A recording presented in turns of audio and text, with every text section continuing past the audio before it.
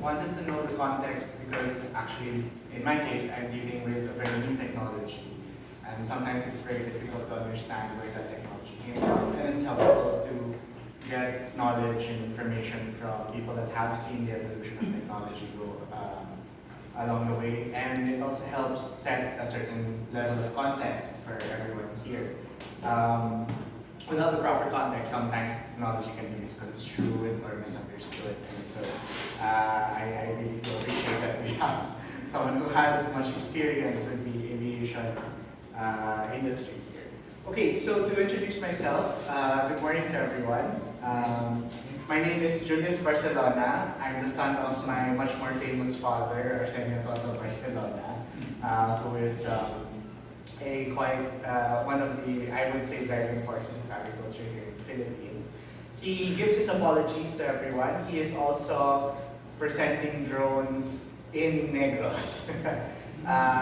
They could not agree on a schedule and only gave him their confirmation last week, so urgently he had to fly to Bacolod yesterday morning.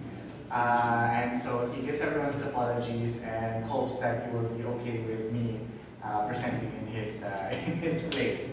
So I started working for my dad 3 years ago in 2017. Before that, I was working for a seed company called Nonu Seed. They're a Taiwanese seed company. My dad was the one who brought their seeds here to the Philippines way back in 1997. They opened up their own office in 2011, and I worked for them for 5 years until we started to make money. And then I said, okay, we're good. I'll go back to my dad. So I have a very unique experience with agriculture.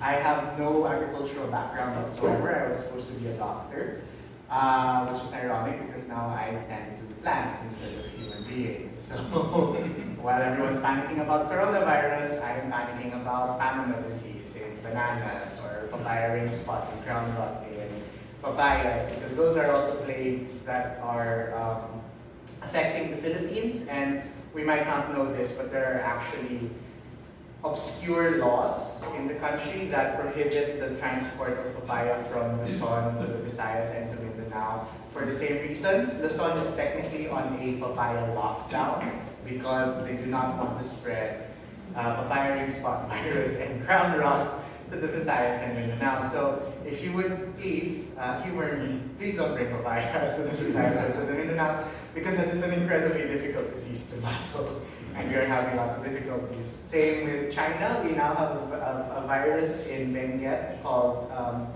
Brassica yellows, which is a Chinese virus that does not exist in the Philippines and started to pop up 5 years ago, and now it's basically decimating all of our Chinese cabbage.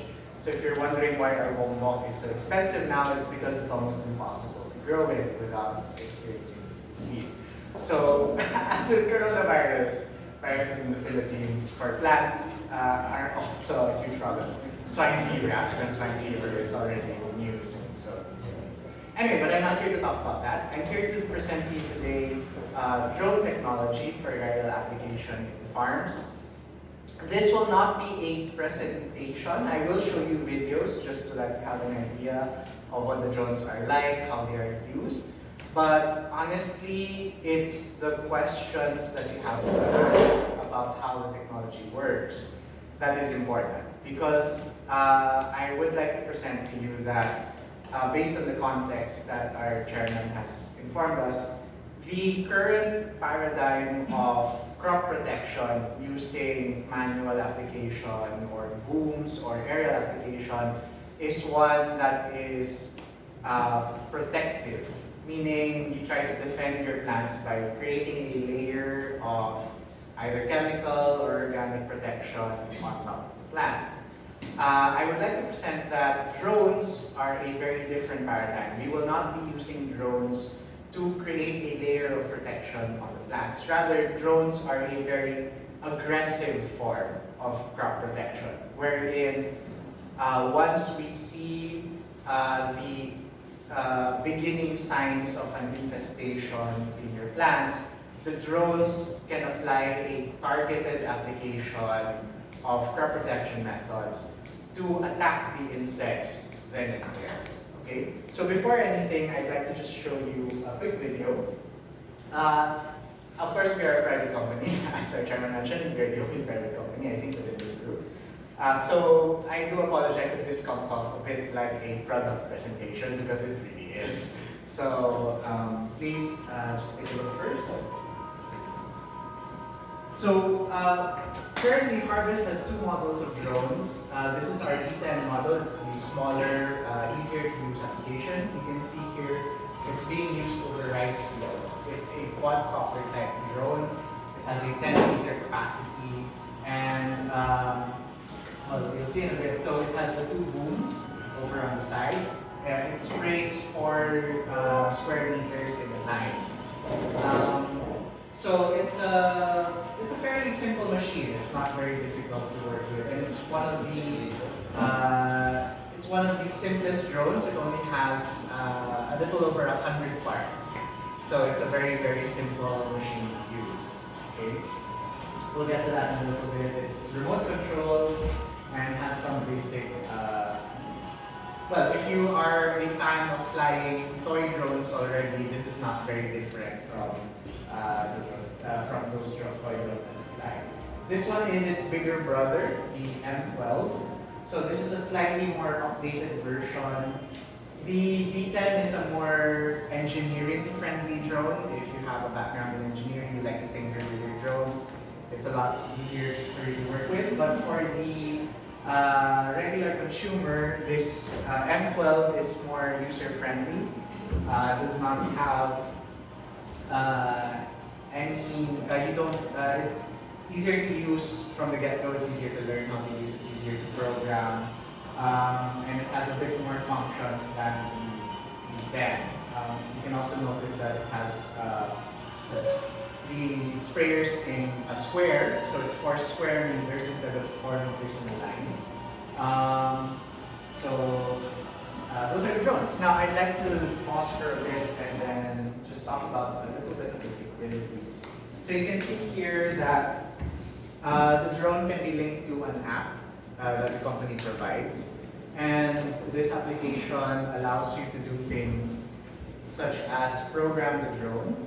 Let me see, where is that? There we go. Okay.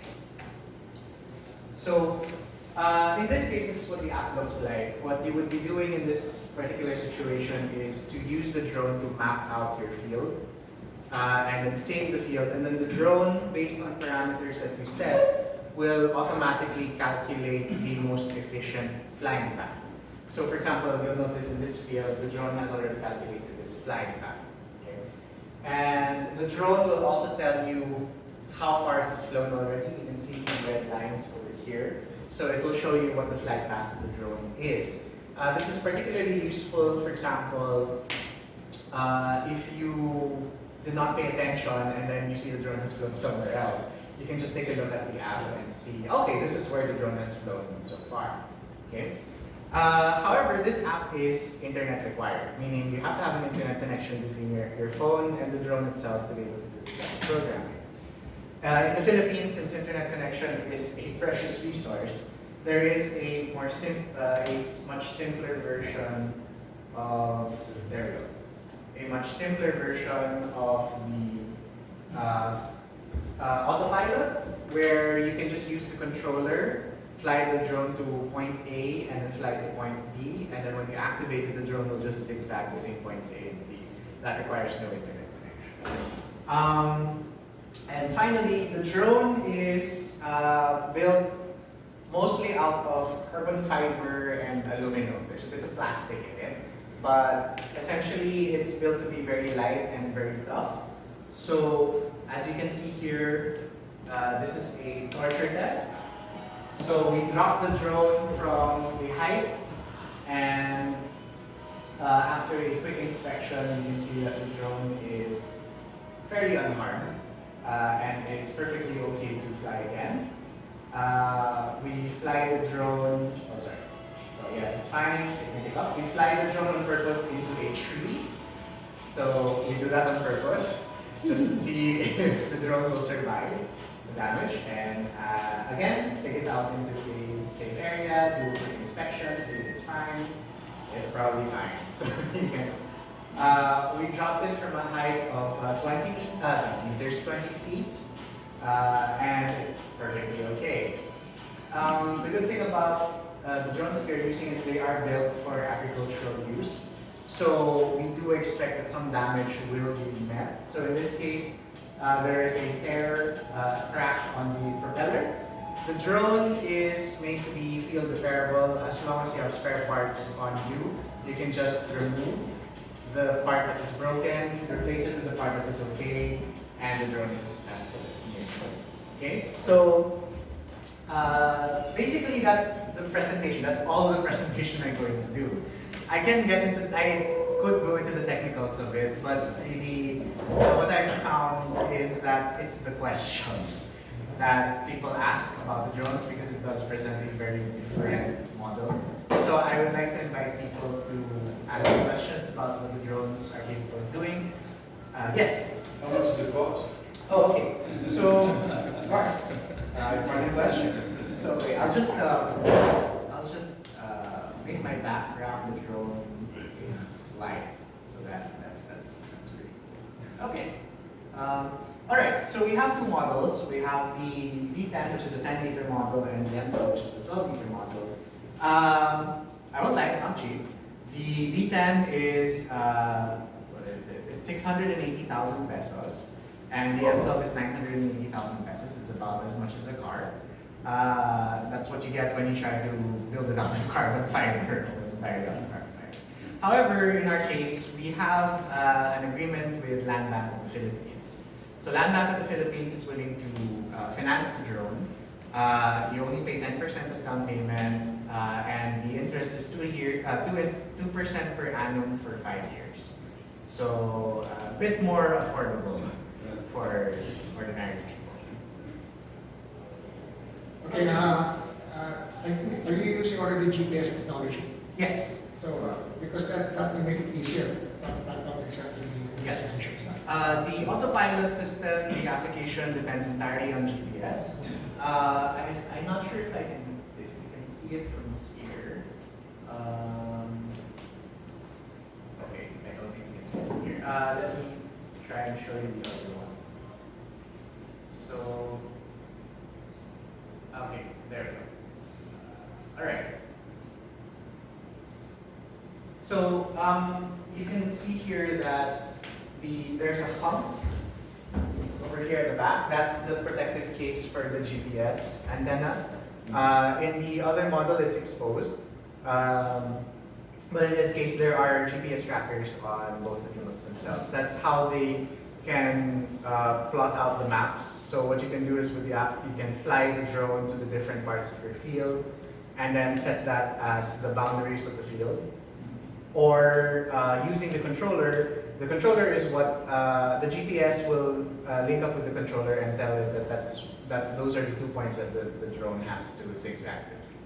So it's fully GPS capable. Of course, your handicap here is the volume of your chemicals to be applied. No? We might need probably bigger air. Are you familiar with the different types of aircrafts in this field? Well, me personally, no, but I have seen them being used. Yeah.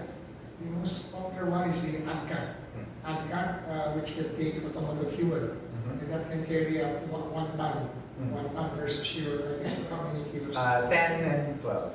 Kilos. Liters. Liters. Yeah. What's that in weight? Oh, it's mostly water, so you can basically say 1:1. Yeah. Okay. The standard aircraft carries 1 ton. Something on the turbo aircraft, you carry up to 1.5 to 2 tons. Yeah. That will cover you much bigger field if you want to go to large scale plantation application. Of course. And I'm glad you mentioned that. As I mentioned earlier, different tools have different uses. So in the case of aircraft, there is no way this will compete with aircraft. The point of aircraft is the largest application in the most efficient way over the largest field possible, the largest area possible. The drone does not do that, and we don't claim that it is capable of replacing aircraft for that type of application. Rather, what we're focusing on with the drone is, as I mentioned, this is more a method of attack rather than a method of defense. With the aircraft, you aim to cover a large area and again coat the plants with a layer of protection so that in the hopes that when pests or diseases will try to attack the plant, there is already some layer of defense that exists. So it's essentially building a wall between you and diseases.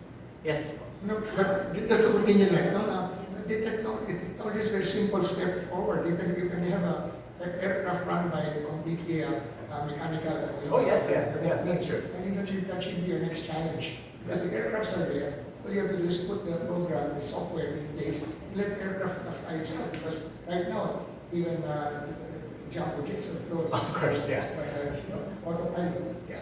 But the model that we are presenting here with the drone is very different. As you notice, the drone is a quadcopter. And when you fly it over the field, it creates a significant amount of turbulence. What this does is this actually disturbs the habitat of the pests that live within the plant itself. And usually this will force them to move or to fly in times when they're not normally going to do so. Because you are disturbing the insects and forcing them to move, once they do start moving, they're essentially met with a cloud of whatever input it is that you're using. And so, to sort of paint a picture, instead of building a wall, what we would be doing is forcing the insects to move, basically attacking them where they're comfortable, and meeting them with whatever it is that you're using to control them. So we are not trying to build a wall between the plant and the infestation that you're trying to protect against. What we're actually doing is aggressively attacking the insects at the point when they are not ready for it.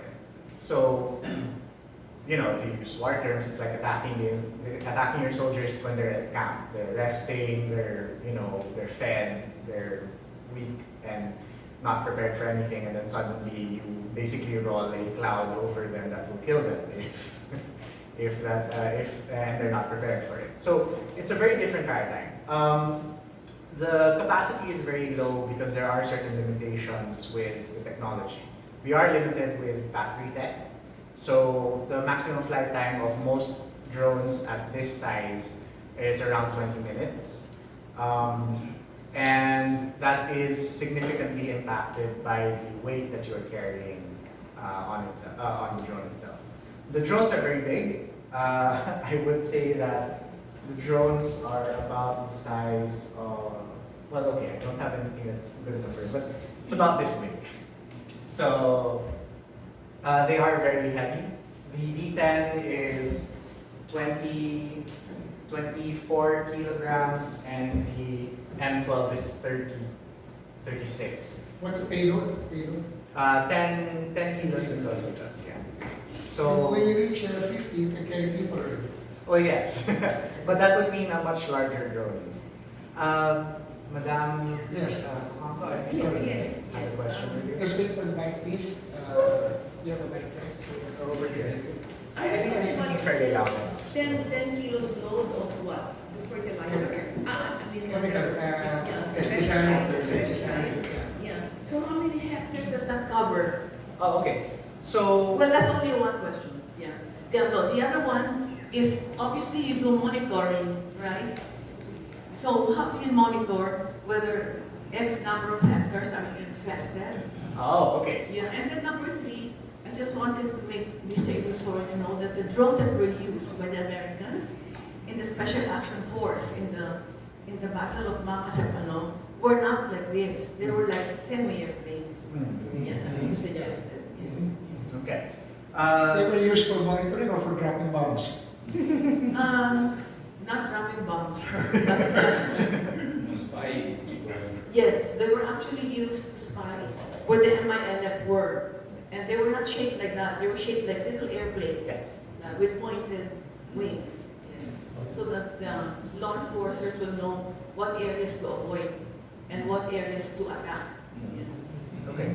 So, three now, questions. back to the number. Three questions you had. Yeah, the Yes, hectares that can cover, and do you monitor before you spray through a drone? Okay.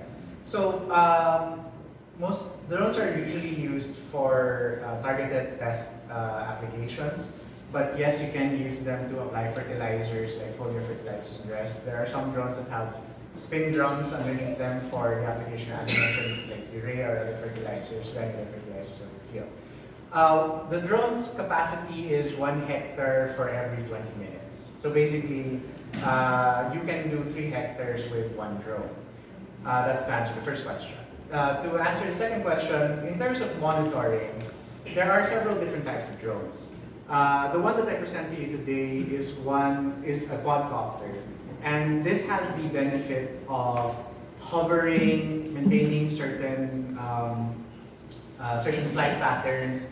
It's very stable even under high stress, like high wind or rain or anything of the sort. But in the same way, its disadvantage is that it doesn't fly very far. If you're looking at drones to monitor, for example, you would be using fixed-wing drones. These are drones that do look like small aircraft and usually have a launcher. So it's like a slingshot. You have a slingshot that you, like a mortar, I think. So you put a slingshot on the ground, you put the fixed wing craft there, and you launch it, and then it'll fly over a very large area that you can control with a controller, and then usually it'll deploy a parachute and then it'll fall down. They have different advantages. Fixed wing drones consume less power. They don't have the same limitations as the quadcopter. Maybe we can just switch back to the they'll have the same limitations as the quadcopter. The quadcopter has 4 motors, each one powering a single rotor, whereas the fixed-wing aircraft is aerodynamics and a single motor that just basically pushes it where it needs to go. So if you're trying to monitor over a large area, a fixed-wing drone is more beneficial to your purposes. In fact, Taiwan, for example, very successfully uses small fixed-wing aircraft for their military exercises. So in the Strait of Taiwan, between China and Taiwan itself, drones are constantly patrolling those. They launch the drones from the Taiwan coast, and it can cover actually the distance of the Taiwan Strait, just to the edge of where they will be shot down by the Chinese military, and then fly back and then they'll collect that information. So for agricultural purposes, especially in large plantations, you can use fixed-wing aircraft, fixed-wing drones, to fly over the entirety of your field, and you can use AI to detect discrepancies in the health of the plant. The easiest is sclerosis. If the plant has turned yellow, that is already a sign of stress. So the drone can be programmed to have a level of tolerance between green and yellow, and once it dips below this tolerance, it has a report to you that this area seems to have a particular issue. So it does reduce cost in the sense that instead of covering your entire field with an application, you can just send a quadcopter drone to that particular area and target that area itself instead of trying to cover the entire field. It's a very different model from aviation craft, because aviation craft, you are covering an entire area. Whereas in this case, you can be more surgical.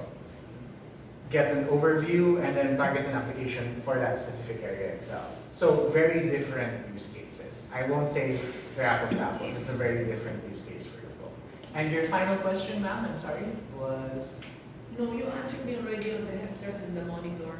Oh, okay. So I'm fine. Okay. On the type that was spying with Mama's Pano, we already Yeah. said that. Yes, but you were thinking of using it for attack purposes. Oh, no, yeah, they do that. They do Yeah. that, yes. In the Middle East, they do that. Yeah. That's how the general was killed, right? They do.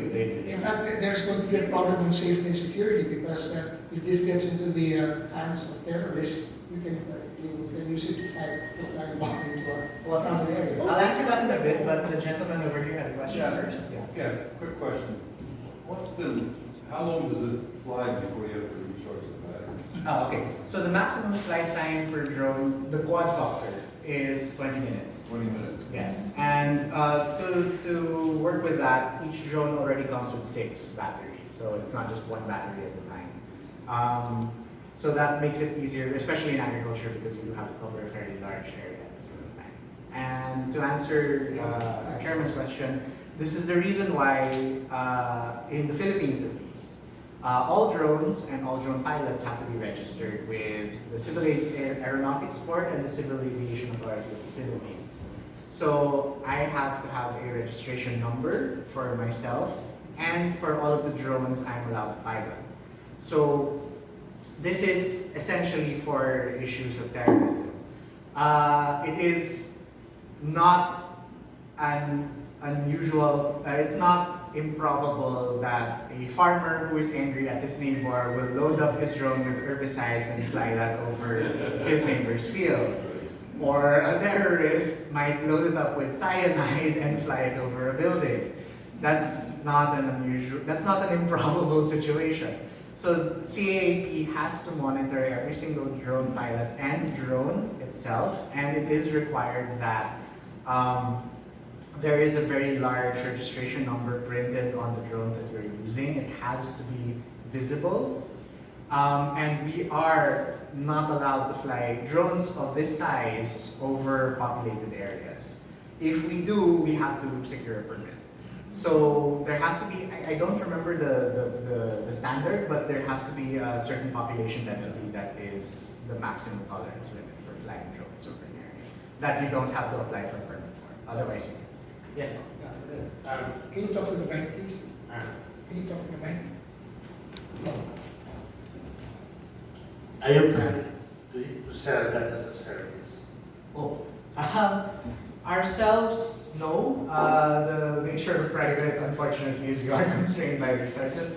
What the business model that we'd like to work with is to create business partners. The drone has a soft limit on how far you can go. If you have drones in the headquarters and then you travel beyond a certain area, it just becomes cost prohibitive for you to use the drone. So we found that in general, drones have a specific limit on the area that you reach.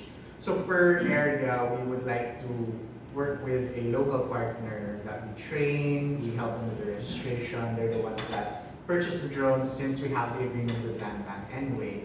And they will be the ones to earn money on the service itself. Yes. If there is no internet, can you just store the data and forward it later? You can. What you can do is, in an area where you have an internet connection, you can use the application, use the map system, go to the area that you want to map, and then already set the points of the area that you want to do, and then do all of the calculation on site. Then when you bring it to the field, you just send that to the drone and then you fly. Okay, can you use biogas or get our gas For fuel? no, this is entirely battery powered. So no need for fuel. No, it's just. You mentioned fuel earlier. No, I think that was our chairman for. That's used for spray paints, larger paints. It's for large aircraft. So this is rechargeable. Yes. What is rechargeable? The drone or the battery? The batteries. For safety purposes, we cannot fix the battery onto the drone itself because the drone will be flying in harsh conditions for batteries, high heat, very humid conditions. So the batteries, as a safety precaution, have to be removed from the drone after Do use. you have anything solar? No, solar energy efficiency is not good enough yet for such energy-intensive machines because they do have 4 engines and 4 rotors. Solar energy does not have enough efficiency for that work yet. Yes.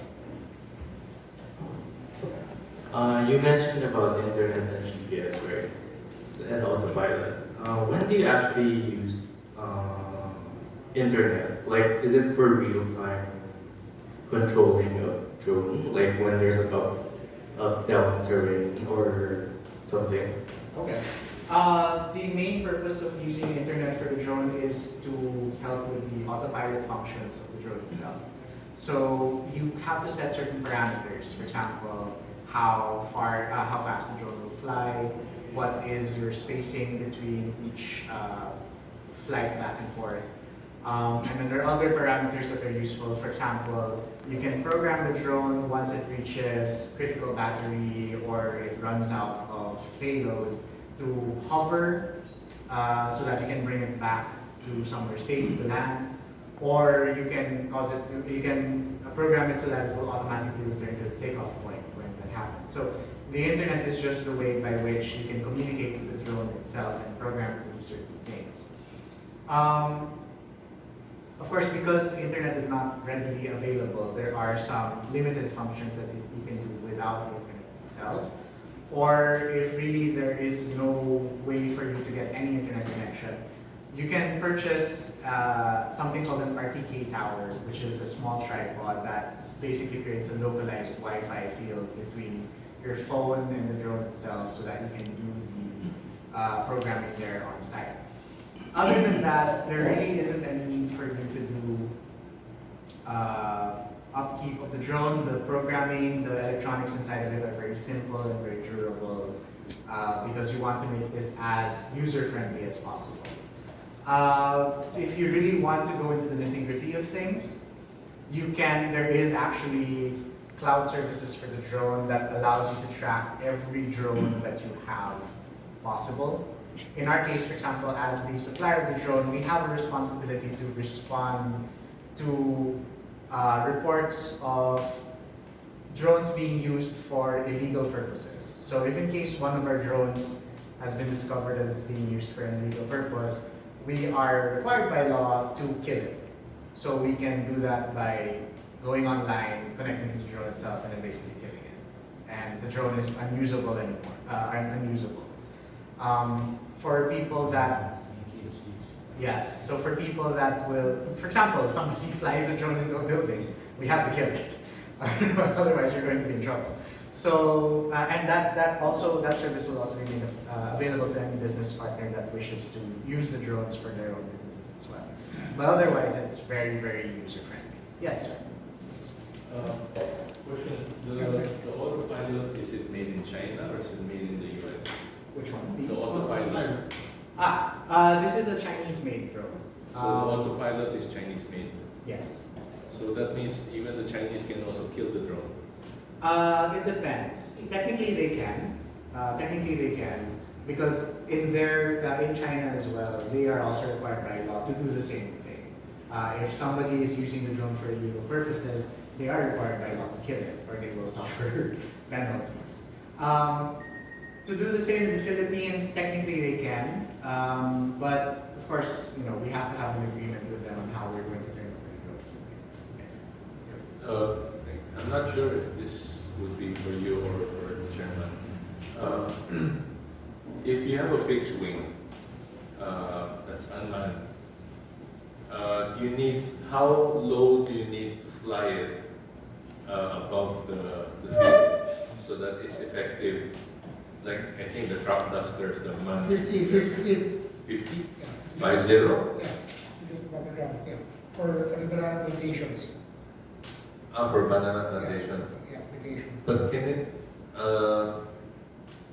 that's because you have a powerful propeller. That's So ground basically- altitude for maximum swath.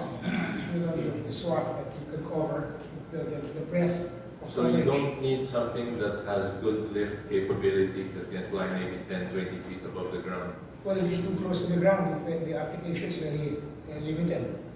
50 feet is ideal. Give or take 10 feet, I think, for proper breadth, what we call swath. So does it have to be fast or is it better slow? No, slow. Better slow. And the fixed wing can cover 100 hectares. How slow does the crop duster fly? What's that? How slow does I think it's called a crop duster. About 50 to 60 knots. 50 knots. That's ground speed, no? So maybe air speed. When you're talking of 30 to 40 knots or miles per hour. 40 miles per hour. Yeah. That's fast. Well, for a thing that's slow. Well, that's why normally the best applicator is a dual wing. Yeah. Because dual By wing gives you better lift. Yeah. And that's our favorite aircraft. There was the Agila because it was powered by rotary engines running on automotive fuel. You don't need gas to run it. I see. I guess my next question, if somebody were to build one that can fly maybe 30, 50 feet above the ground, Yeah. is there a market for that? Yeah, well, the aerodynamics is such that you have the maximum lift because you have to carry a big load Yeah, for one ton. yeah. That's why it's quite intricate.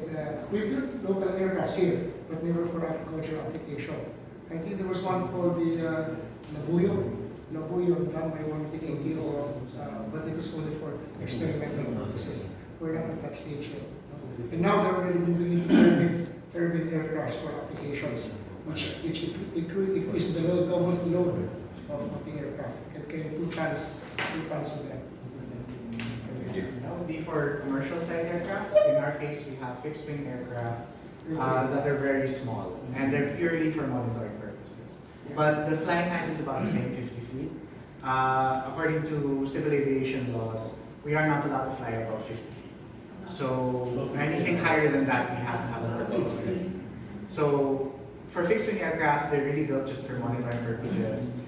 They will fly at not at 30 knots, maybe 20, because you are trying to get as much of it as possible. And then if you want a very specific in-depth look at a particular field, let's say for example, you fly the fixed wing first, and the AI report comes back to you saying that this particular block of your field has these problems, or they notice that it's below acceptable parameters. You can fly your quadcopter to have a clear look, because the quadcopter can hover here and go all the way up to 20 feet. It can also fly up to 50 feet, but for safety purposes, it should be at a maximum. Sorry. And the helicopter is much more expensive than a fixed wing. Yes. Because the propeller of the helicopter is the wing. Yes. And the wing has a lifespan. Yes. And normally under fixed wing, longer lifespan because you're not moving it as Yes, much there's no as moving the- parts. Yes. There was a question from the gentleman over Yeah, here, okay. and then the gentleman over here, and then Sir Basville. Okay, so Sir first. Yes. Yes, sir. You mentioned cloud services. Mhm. Are you the one providing that? Oh, not cloud seeding. Cloud is the internet cloud. The internet cloud. Yes. Are you the one providing that? The software is from China, from the supplier, but yes, it will be provided to you together with the application. You just go to the website, you log But in. not by you. No, we don't operate the server for the cloud. Sir. Yeah, wait for that. You mentioned about RTK and internet, right? So, for example, if you are going to do the real-time flying of the drones, actually, are there cameras in the drone? No, because No cameras. yes, because the purpose of this drone is for spraying. So actually, putting a camera on the drone itself doesn't give you any indication of where the drone has flown already, because you're not actually trying to view it from the drone's point of view. What you would be doing is standing at a certain point and seeing that the drone has flown over the area that you would fly. So the drone itself does not come with the camera, but we can apply it for an additional cost. The monitoring drone, obviously, because it's only for taking pictures, does come with a camera.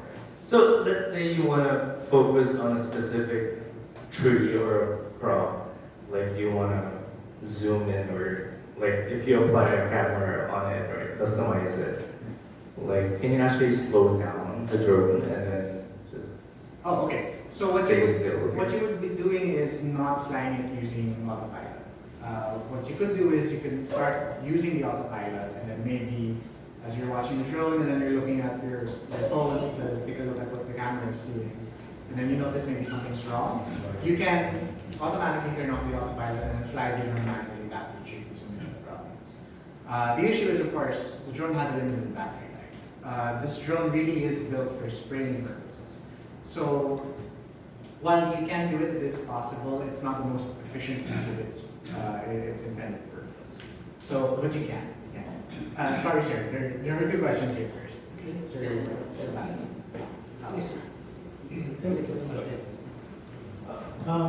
we are one satisfied customer. We bought 1 unit from them. And sir, we're planning to offer it as a service to our farmers sa Tarlac and in Bicol. But the question is, I was in the training before, so what's the minimum height between the crop, let's say the corn, and the drone? Yeah. And then also, second question is, what's the maximum height naman? Because I'm taking off pollinating, I don't know if it can be used for pollination of coconut trees. Sure.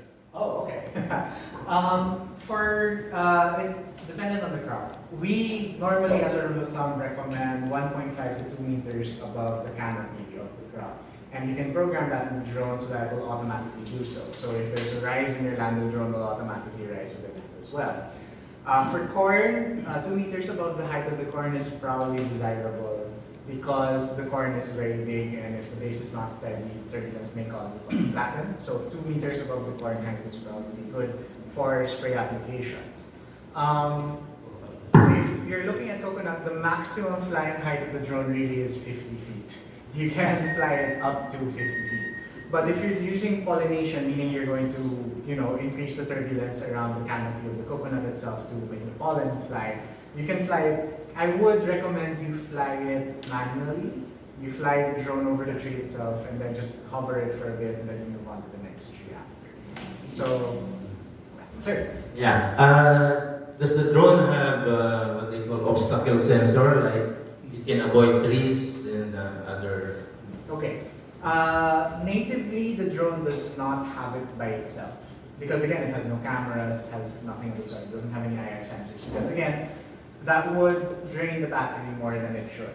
So instead, what you would be doing is, when you're programming the flight path of the drone, you would already be marking which obstacles exist on the land itself.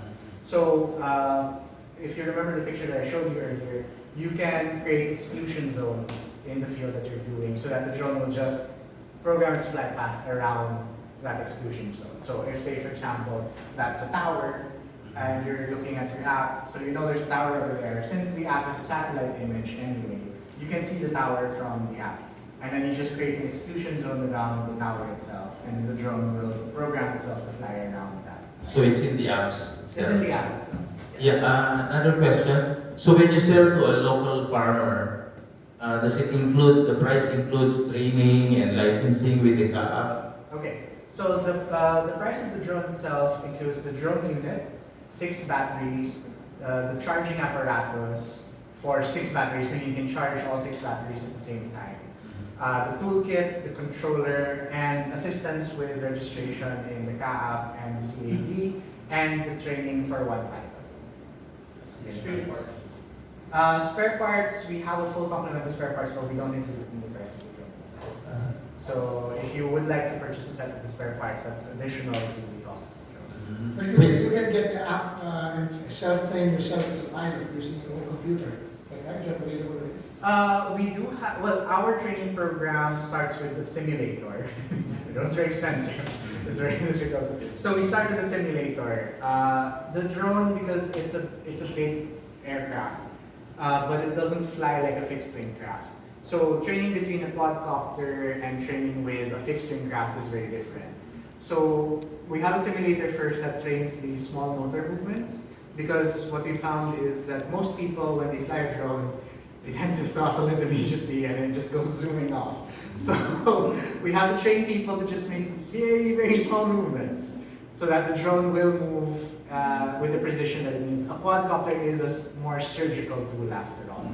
But for a fixed wing craft, throttle it all you want, because you want to get as far a flight as you need. But the training is included for one pilot with the price of the drone. And we have all of the training facilities in our office. Yes. Yeah. Follow-up question. Yes. So legally, an operator is not allowed to fly the drone without a CAAP license. Yes. And you mentioned assistance with CAAP. Normally, how long does it take, and what are the fees and other requirements? Unfortunately, that's a bit outside of what I know. We work with somebody else for that one. So I could ask, and then I can get back to you for that. And you provide some warranty also? Like 1 year. 1 year warranty. Sir. And then I think there was a question.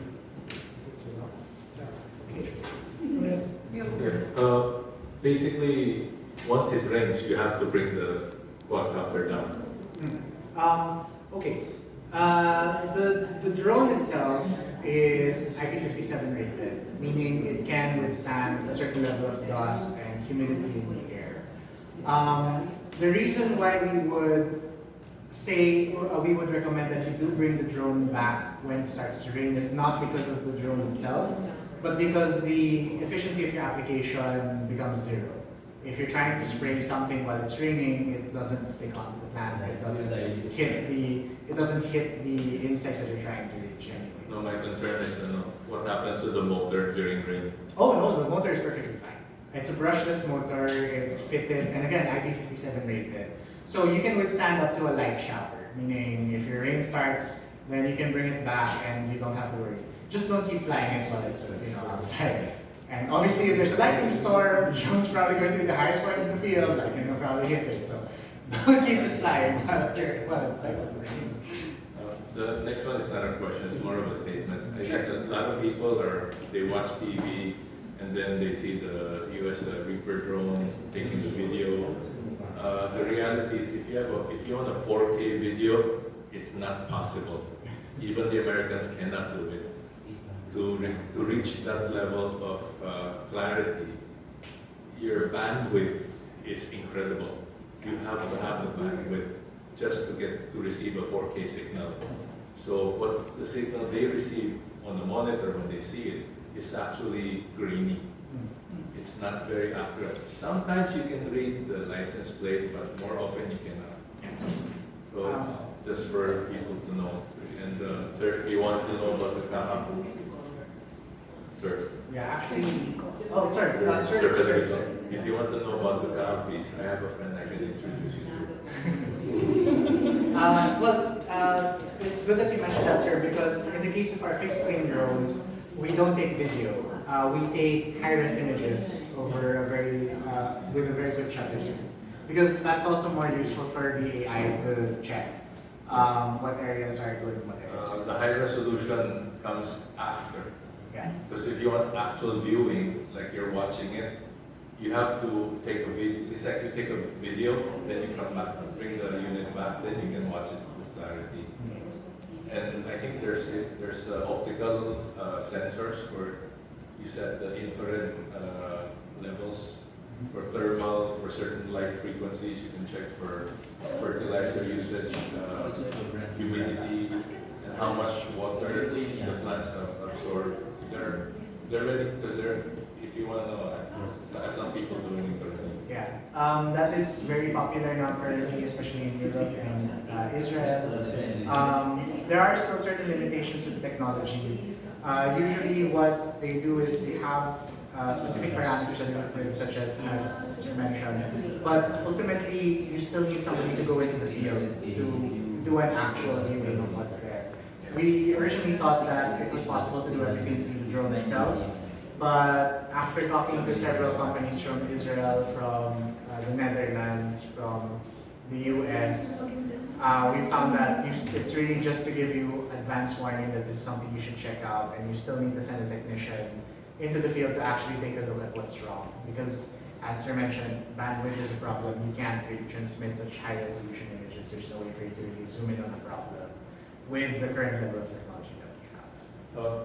Is it because of a friend of mine does it about the plantations?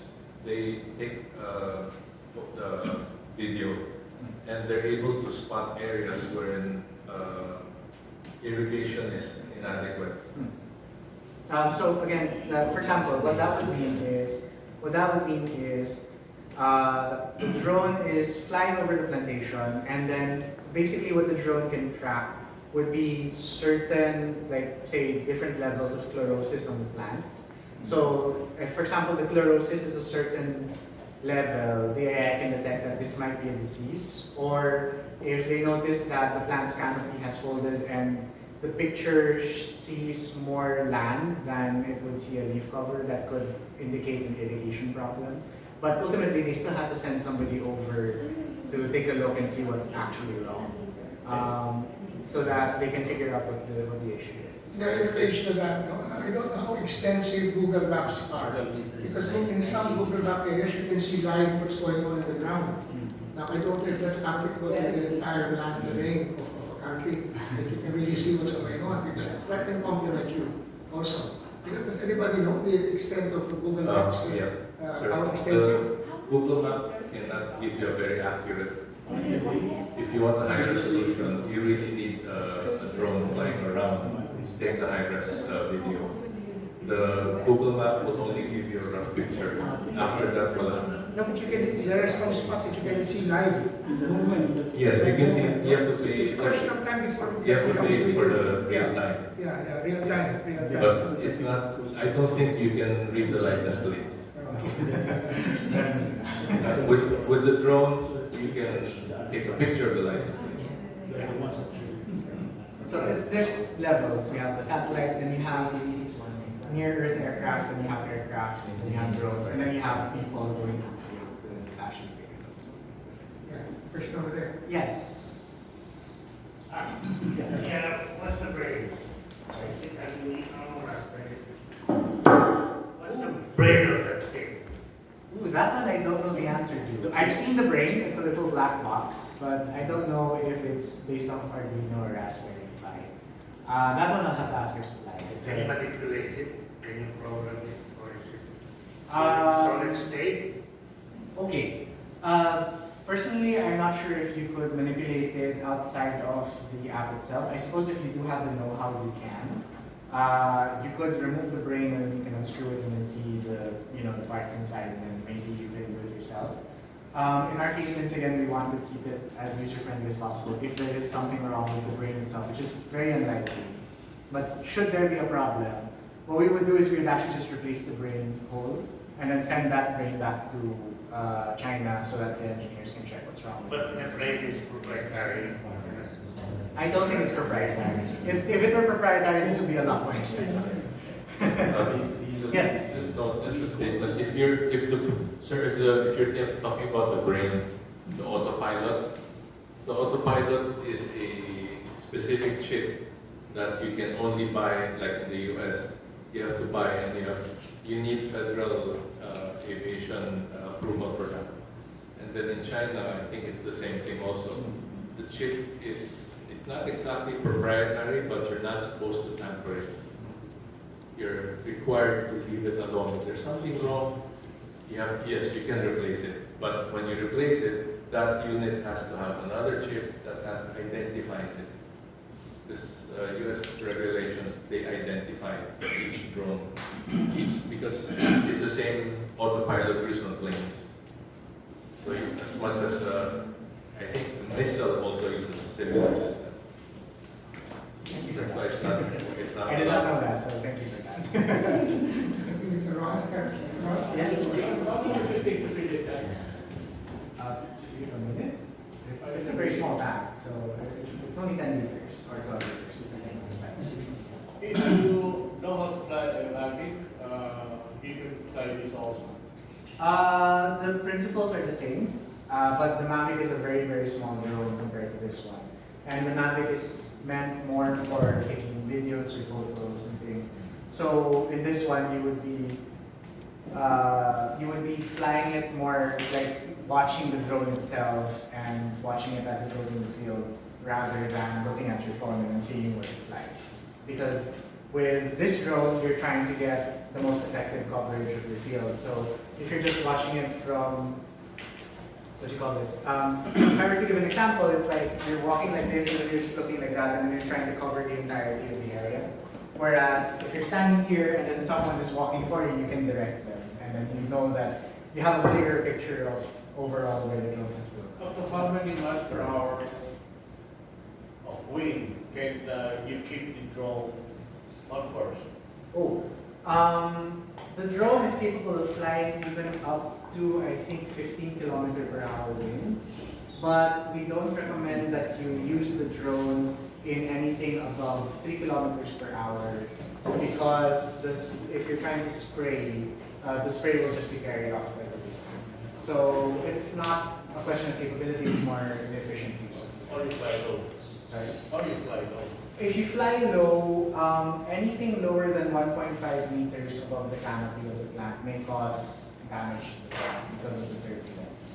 It can cause a plant to fall over or fall over. So we would keep it between 1.5 to 2 above the canopy of the plant so that there's still enough turbulence that the spray will hit both the top and the bottom layer of the leaf but not so low that the downward force will cause the plant to fall. Yes? I just want to share our experience and why we bought one, and yes, we're going to buy more. Because for one, it's a safe way of spraying herbicides, fungicides, compared to the backpack.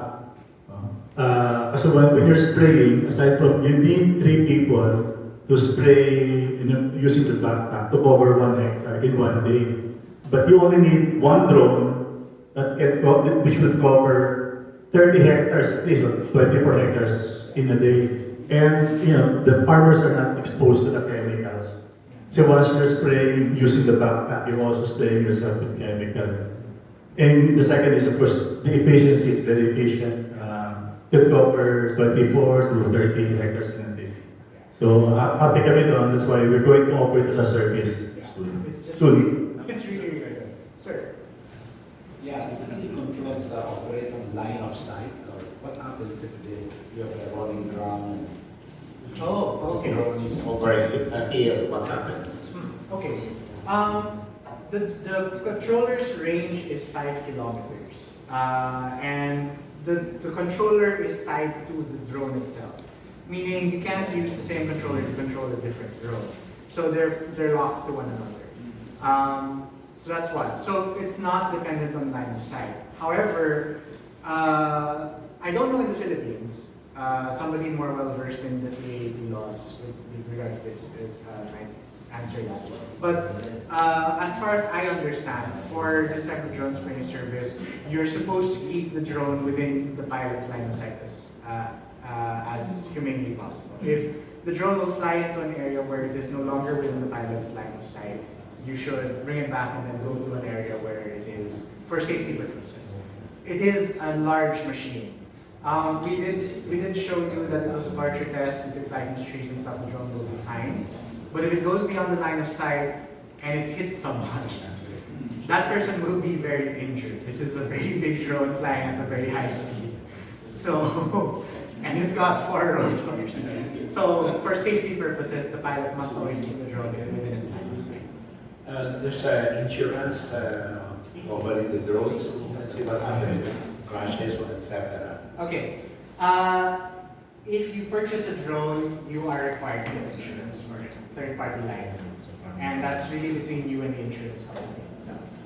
We can introduce you to some insurance companies that offer this, but I do have to warn you, because drones are very new in the country, it's still very expensive. Because they don't have any idea on how they introduce the liability of the drone. It's just there. But it does exist. The rule of thumb on fixed wing and rotary wing is 4 times. Rotary wing, like drones, generally cost 4 times insurance compared to fixed wing, because the crash rate is 4 times as high.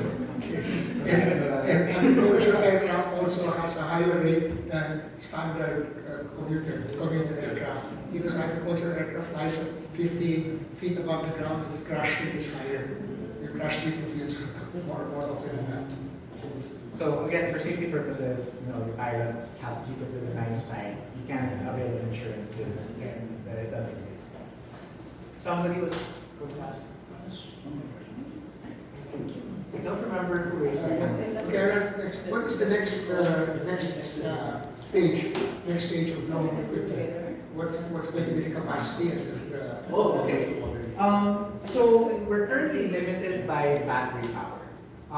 The largest battery-operated drone craft that I am aware of is 30 kilos.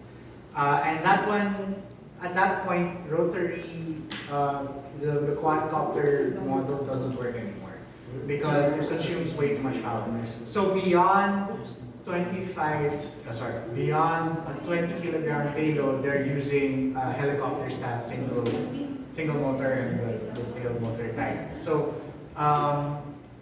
rotary, the quadcopter works up to around 20 kilos so far, and anything above that so far is a helicopter type drone. Which in our case we don't really want to bring into the country because those are much more difficult to fix. The engineering that goes into them is much more sophisticated, they have much more parts. The rotary craft, the quadcopter craft is easier, it has less parts, you can replace the motor as needed. We're bringing in a 16 kilo model, which has a much higher payload. But we do have to sort of distance it from the normal thinking with large fixed wing applicators, because large fixed wing applicators are meant to cover a very large area to create a level of defense. Whereas this type of drone really is more surgical. It's meant for you to target your application to a specific area that you notice there's a problem in. So a good combination would actually be for you to have fixed aircraft flying over a large area. Like, let's say, for example, in a banana plantation, you have large aircraft doing preventive sprays over a very large area, and at the same time, perhaps collecting information, telling you where there are areas where it seems problems are increasing or worsening. Then you can send a drone to target that particular area itself. It's just that much more cost effective, instead of constantly flying the aircraft to cover a large area that might not necessarily need it. So you can have preventive sprays over several hectares, and then in the AI report, oh, this area needs a particularly strong application because it doesn't seem to be protecting it. You can send the drone over to that and then only work in that area, and that's much more cost effective than constantly flying the aircraft over. So each has their own benefit. Obviously, the drone cannot compete with an aircraft for range and for capacity, but the aircraft obviously cannot target its application to just a specific area. It's too expensive for you to fly the plane over this one area only. So different use cases, different tools for different jobs. Okay, any other questions? If there are none, before we do the recognition time, Ms. Yap, what's our next session? Can you read the Yes, sir. okay, next week, same time, same place, but we will have to do some consultation as to whether we should continue this in the light of the increasing thing in attendance, okay? But so far we're going through it next week, is that right? Yes. Our topic next week will be in your notices. Yeah, it's also there on the board. Establishment of an agribusiness one-stop shop called Manasakit sa Marino Coco Center to be given by the President and CEO, Rehan Bautlao of the Coco Finance and UCPBCIFF Foundation. Okay, any questions about that? Now, may I ask Mr. Vilton to come forward and recognize our resource for the day, if he doesn't mind, since he's been the most vocal. Mr. Rehan Bautlao, Okay, yes. Coco Finance. Okay. Turn your best mic so you can come on YouTube. Yeah, where's the mic? Yeah. Okay. Forgive me for this is impromptu, so I have to read without my glasses. The Management Association of the Philippines Agribusiness and Countryside Development Foundation would like to thank Mr. Julius Barcelona in place of his father, Mr. Arsenio Barcelona, as the guest speaker. And this is a certificate of appreciation. Yeah. Okay.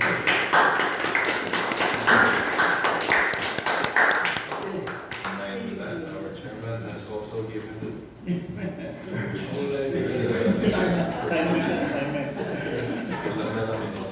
Actually, this is my second time speaking, so this is my second set of honors.